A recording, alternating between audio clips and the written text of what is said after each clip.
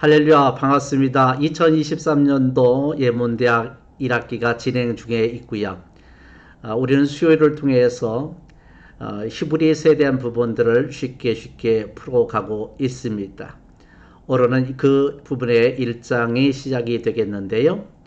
지난주에 말씀을 드린 것처럼 히브리서는 당시의 상황 속에서 로마라는 국가에 의해서 믿음 생활하기가 대단히 어려운 핍박과 순교가 이어지는 그러한 험난한 첫 복음의 시작이었습니다. 또 내부적으로는 유대인들에 의한 핍박도 대단히 심했죠.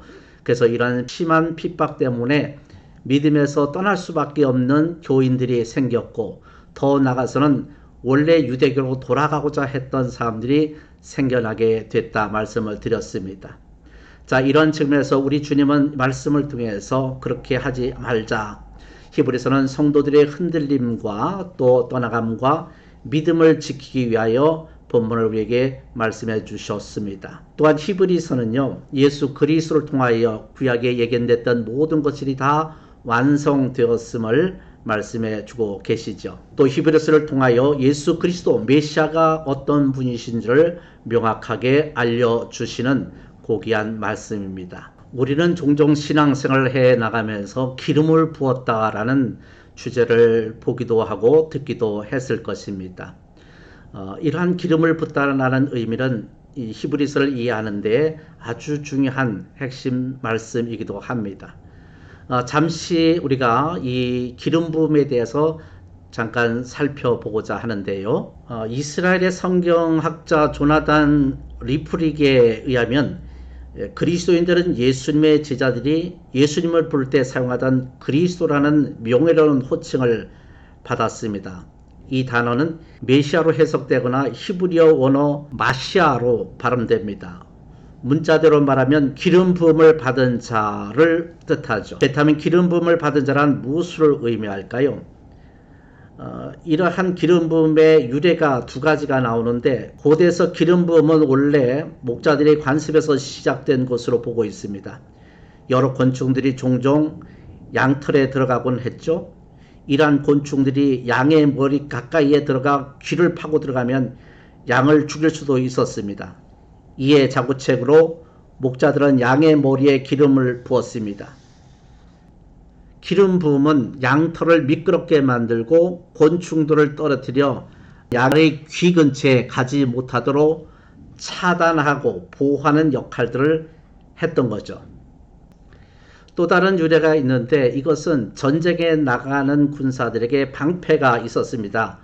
얇은 가죽 방패, 나무에 덫을 대서 했던 방패인데, 여기에 다시 한번 가죽을 덧대어주면서 기름을 부어 놓죠. 그러면 아주 든든하게 그 방패가 보호막이 되어졌던 것입니다. 그러면 이것을 가지고 군사의 병장들은 전쟁터에 나갈 때 담대함을 가지고 나가게 되어지죠.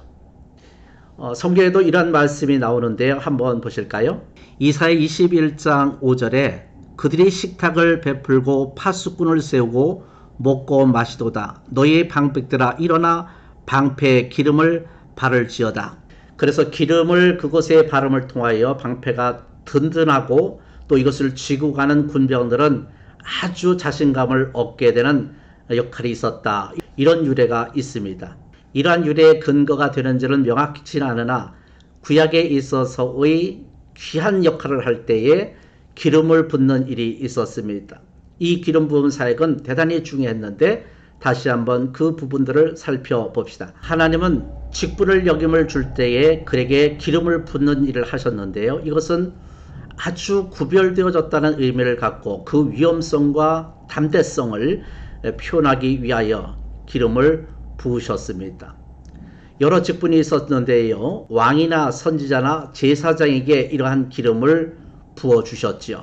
이스라엘 역사에서 아론과 같은 대제사장, 다윗과 같은 왕, 엘리사와 같은 예언자들은 반드시 기름 부음과 같은 성별을 필요로 했던 것입니다. 기름 부음을 받는 것은 일종의 의식이었는데요. 기름 부음을 받았다는 것은 하나님에 의해 특별하게 선택받아서 사용될 것이라는 것을 의미했죠. 이때 사용됐던 기름을 올리브 기름이었고, 기름으로 문지르거나 머리 위에 부어서 흘러내리게 했습니다. 우선적으로 그리스도는 주로 왕에게 사용됐던 말이죠. 메시아라는 말이 갖는 기름 부음을 받은 자라는 뜻은 제왕 개념을 갖는 국가 통치자를 뜻하는 말로서 한 나라의 영토를 관할하고 또 이상적인 제국을 이루고 이것을 통치해 나갈 정치 군사적인 영으로서의 제왕을 나타내는 임무였습니다. 기름 바름은 군인의 방패처럼 말이에요. 백성들이 강력한 보호막이 되어달라는 의미에서 이스라엘 왕은 기름 부음을 받았습니다. 머리에 기름을 붓는 행위는 새로운 왕의 머리에 기름을 붓던 고대 이스라엘이 행하던 관습으로 이런 의식을 통해 왕의 성스럽고 존귀한 자로 선택이 되었다는 것을 표현합니다.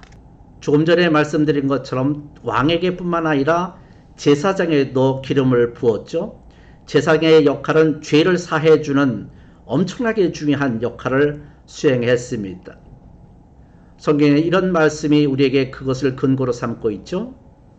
사밧의 아들 엘리사에게 기름을 부어 너를 대신하여 선지자가 되게 하라. 열왕기상 19절 16절 말씀인데요.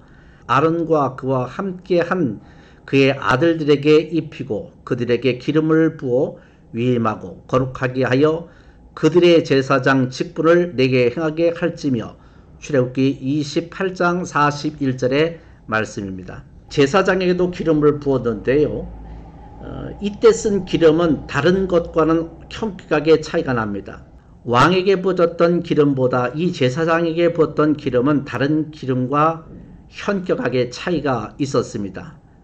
구약의 법은 제사장을 위임하기 위해 특별하게 구별된 기름인 관유를 바르도록 명시를 했고요. 보통 기름은 예식에서 올리브 기름을 사용했지만 여기서는 값비싼 향료를 첨가한 것입니다. 관유는 감람나무, 이게 올리브유인데요. 여기에 몰약과 육개, 창포, 계피 등 향품을 섞어서 만든 기름이죠. 하나님께서 선택하신 사람일 뿐만 아니라 성소를 구별하기 위해서도 쓰여졌습니다. 이때 특별히 제작된 거룩한 성별 기름인 관유를 사용했습니다. 또 구약에서 기름을 부은 책임자가 있었는데 선지자들이었습니다. 최초의 선지자라 한다면 아마 모세가 되어줄 수 있을 건데요. 이 모세가 어떻게 기름을 부었는지 한번 살펴봅시다. 모세는 하나님께 장차 말씀하시는 것을 증언하기 위한 일꾼으로서 하나님의 온 집안 사람에게 성실하였습니다. 그러나 그리스도는 아들로서 하나님의 집안 사람을 성실하게 돌보셨습니다. 우리가 그 소망에 대하여 확신과 자부심을 지니고 있으면 우리는 하나님의 집안 사람입니다. 새 성경 히브리서 3장 5절에서 6절의 말씀입니다. 이러한 기름 부은 사람들, 곧 왕은 국가를 통치하는 기능, 그리고 평안과 위로로 백성들을 도살펴주는 기능이 있었는데요. 그런데 그것이 온전하게 진행되지를 못했죠. 백성들의 죄를 사하주며 온전히 하나님께 예배하는 사역들을 해야 되는데 이게 또 그렇지 못하고 왜곡되고 오염되게 되어지죠. 마찬가지입니다.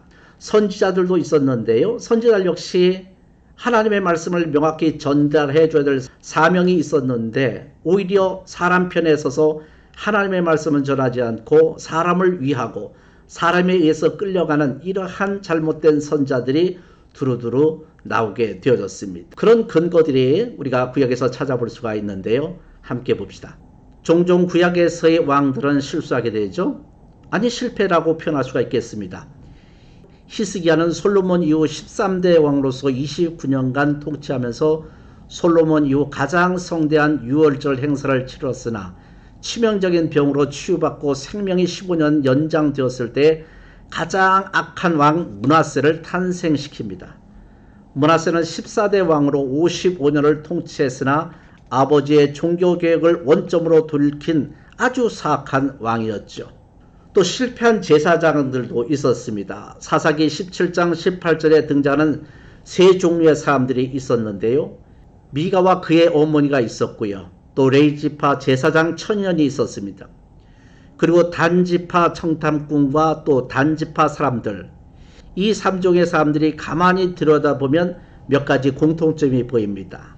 첫째로 자신들의 삶의 안락함과 평안함을 위해 살아간다는 것이죠.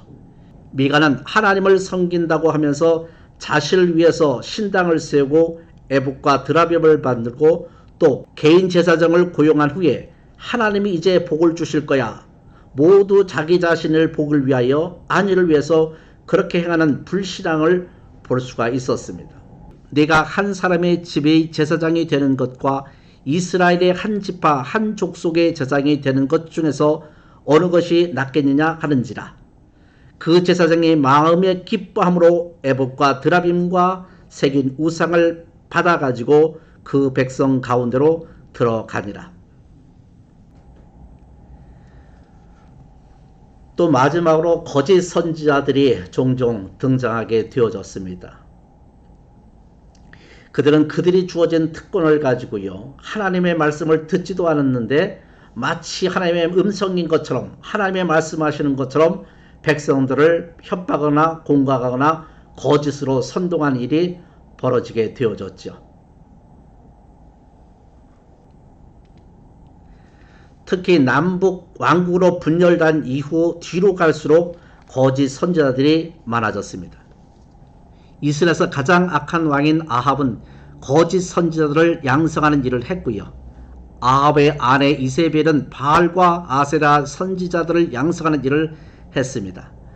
날에서 나오는 월급을 받아 먹고 살며 예언을 하니까 늘 왕이 듣기 좋은 이야기만 하는 거죠.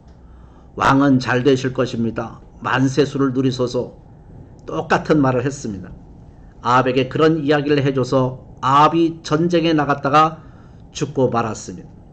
예레미야 때도 예레미야는 바벨론에 항복하라는 말씀을 전했는데요, 거짓 선지자들에 의해 핍박을 받고 잡혀서 고문도 당했습니다. 그래서 백성들은 진정한 하나님의 음성을 들려주는, 그들을 구원의 길로 인도할 수 있는 선지자, 하나님이 직접 기름 부어 보내주실 참된 선지자인 메시아를 기다렸습니다. 물론 구약에서의 왕이나 제사장이나 선지자들이 다 불의한 일과 잘못된 길로 간 것만 아니죠. 특별하게 시대마다 잘못된 행동들과 주의 뜻을 따르지 않는 사람들이 종종 있었던 것은 사실입니다. 이 말은 어떤 의미를 가냐면, 왕이나 제사장이나 선지자들은 이 땅 가운데 직임은 있었지만 그들 모두 다 완전하지는 않았다는 것이죠. 자, 그러면 어떻게 이 문제를 해결할 수 있을까? 온전한 왕으로 진정한 죄사함을 주는 분으로서, 그리고 하나님을 온전히 선포하는 자가 이 땅에 필요하지 않겠는가? 그 메시아가 오늘 이 시대에 우리 가운데 오셨던 것입니다. 비록 그 장소가 예루살렘이었고 그 장소가 이스라엘 땅이었으나 이는 모든 왕의 만왕으로 오신 예수 그리스도였고, 히브리서는 이 예수 그리스도에 대하여 그 예수 그리스도의 고귀함을 선언해 주십니다. 히브리서 1장 1절에서 2절에 옛적의 선지자들을 통하여 여러 부분과 여러 모양으로 우리 조상들에게 말씀하신 하나님이 이 모든 날 마지막이라는 아들을 통하여 우리에게 말씀하셨으니 이 아들을 만유의 상조로 세우시고 또 그로 말미암아 모든 세계를 지으셨느니라. 옛적에 선지자를 통하여라고 말씀하셨죠. 그런데 이제는 마지막에는 아들을 통하여라고 말씀하십니다. 맞습니다. 이제 아들을 통하여 우리에게 진정한 샬롬의 왕, 그리고 죄 사함의 은혜를 주시는 예수 그리스도, 그리고 하나님의 이 땅 가운데서 하나님의 모든 뜻과 마음을 우리에게 우리 가운데 전달하시는 예수 그리스도가 이 땅에 오신 것입니다. 예수 그리스도는 기름 부음의 완결판이죠. 히브리어 메시아를 헬라어로 번역한 말이 그리스도라는 뜻이죠. 기름 부음을 받은 자라는 뜻이라고 설명해 드렸습니다. 예수 그리스도는 우리를 위하여 구약시대에 기름 부음을 받았던 왕, 제사장, 선지자 직분을 완성하시는 메시아로 오셨습니다. 예수님께서는 이 세 가지 직책을 가지시고 구속사역을 완성하셨죠. 그리스도는 선지자로 이 세상에 오셨습니다. 사무엘 때부터 이에 말한 모든 선지자도 이때를 가리켜 말하였느니라. 사도행전 3장 23절에 근거가 되고 있는데요.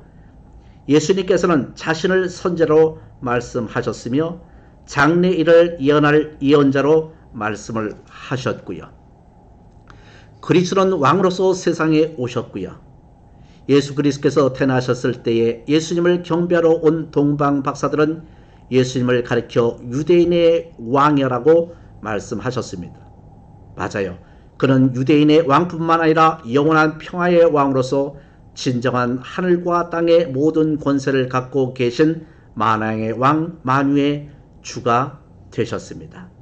마가복음 14장 3절에 보시면 예수님께서 베다니 나병 환자 시몬의 집에서 식사하실 때에 한 여자가 매우 값진 향유 곧 순전한 나드 한 옥합을 가지고 와서 그 옥합을 깨뜨려 예수의 머리에 부으니 그는 힘을 다하여 내 몸에 향유를 부어 내 장례를 미리 준비하였느니라. 내가 진실로 너에게 이르노니 온 천하에 어디든지 복음이 전파되는 곳에는 이 여자가 행한 일도 말하여 그를 기억하리라 하시니라 말씀합니다. 아주 중요한 성경 구절인데요. 예수 그리스도 앞에 기름을 붓습니다. 온전한 왕으로, 온전한 대제사장으로, 온전한 선지자로, 그리고 평강의 통치 기능을 회복하고 죄사함의 기능을 회복하고 선자의 기능을 회복하는 그리스도. 그렇습니다. 예수님께서 십자가에 못 박혀 죽으실 때 다 이루었다고 선언을 하시죠. 종합해서 결론을 지읍시다. 구약에서 기름 부음이 있습니다. 방패를 들고 앞으로 나갔을 때 그 방패에 기름을 부어 든든하게 보호막을 쳐줬지요. 오늘 이 땅에 예수 그리스도가 이 땅에 오셨습니다. 그리고 내 삶과 내 삶머리에 나의 모든 것 위에 예수 그리스도로 말미암아 기름을 붓습니다. 예수를 믿는 모든 자들에게는 이와 같은 예수 그리스도의 보호막과 방패막이 있습니다. 그리고 주님은 예수 그리스도는 나의 죄를 사하여 주셨고 그리고 내 삶의 왕이 되셨으며 그리고 내게 들려줘야 될 하나님의 말씀을 예수 그리스도는 오늘 이 땅 가운데 우리에게 말씀해 주십니다. 사랑하는 우리 가족 여러분, 히브리서를 통하여 배우면서 오늘 우리에게 주어진 예수 그리스도, 어떤 것보다 비교할 수 없는 아름다운 예수, 천사보다 훨씬 뛰어난 예수, 더 좋은 소망의 예수, 더 좋은 언약의 예수, 더 아름다운 직분의 예수, 더 좋은 재물의 예수, 더 좋은 것, 더 나은 본향의 예수 그리스도가 여기에 있음을 주목해야 합니다. 멋지고 아름다운 여러분의 신앙이 더욱더 발전적으로 이루어질 수 있는 회복의 삶이 되길 원합니다. 감사합니다.